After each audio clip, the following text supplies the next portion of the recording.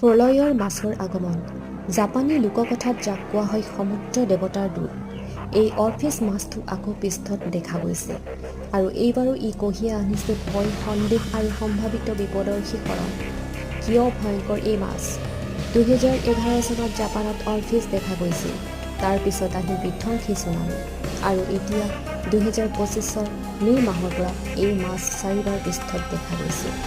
লোকবিশ্বাস অনুসৰি অৰফিছ দেখা মানে ভূমিকম্প, চুনামি, যুদ্ধ বা দুৰ্ভিক্ষৰ আগমনৰ সংকেত। বিজ্ঞানীসকলে কৈছে যে এই মাছবোৰ সাধাৰণতে 200-1000 ফুট গভীৰতাত থাকে। পৃষ্ঠত আহে মানে ই কিবা অসাধাৰণ পৰিস্থিতিৰ ফল। হয়তো প্ৰকৃতিয়ে আচলতে কিবা ক'ব খুজিছে।